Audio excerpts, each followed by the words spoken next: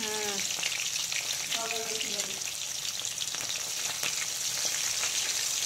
বন্ধুরা দেখো, এখন ইলিশ মাছ ভাজছি।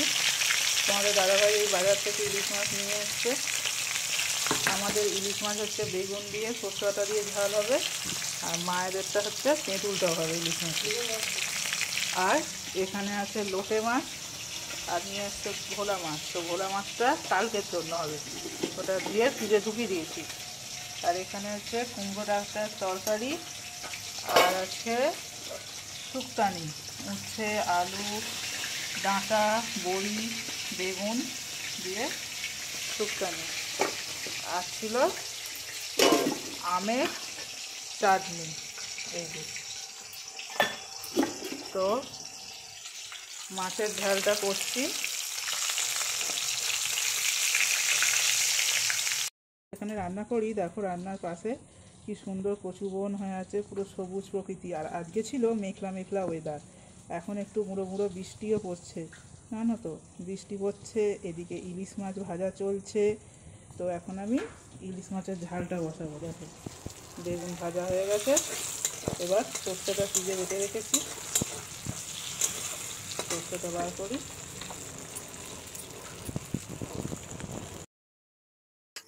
বন্ধুরা এই দেখো, বেগুনটা ভাজা হচ্ছে, তার মধ্যে সর্ষে বাটা দিয়ে দিলাম, এবং কিন্তু সর্ষে বাটাটাকে অবশ্যই ছেঁকে দেবে, কারণ ওর খোসাগুলো অ্যাসিডের কারণ হয়ে দাঁড়ায়। এবার আর একটু জল দিয়ে দেবো, জল দিয়ে একটু গরম হয়ে ফুটলে তারপর আমরা হচ্ছে ইলিশ মাছগুলোকে ছেড়ে দেবো। দেখো বন্ধুরা, কালারটা কত সুন্দর হয়েছে। এই তো প্রায় গরম হয়ে এসছে, এবার একটা একটা করে মাছ ছেড়ে দেবো। বন্ধুরা, আজ তার সঙ্গে ইলিশ মাছের তেলটা যে তুলে রেখেছিলাম সেটাও একটু দিয়ে দেব, দিলে টেস্টটা অনেক বেড়ে যায়।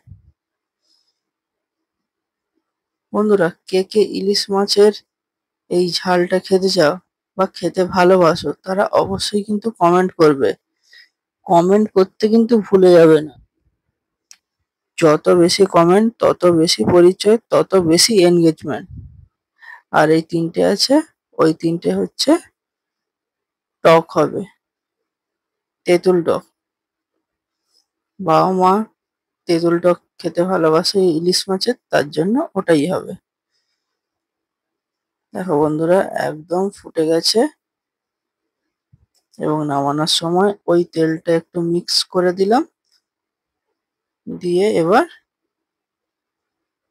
নামিয়ে দেব।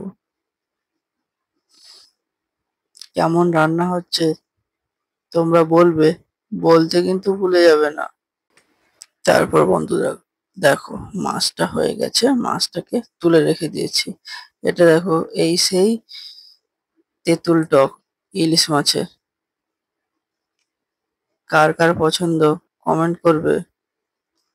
আচ্ছা, এবার কি করছি বন্ধুরা, ওই যে লোটে মাছটা ছিল, ওই লোটে মাছের জন্য পেঁয়াজটা কষিয়ে দিচ্ছি। পেঁয়াজ, তারপর আদা রসুন সস দিয়ে কষিয়ে নিয়ে তারপরে ওর সঙ্গে লোটে মাছটা তুলে দেব। দেখো, একটা একটা করে লোটে মাছ তুলে দিচ্ছি,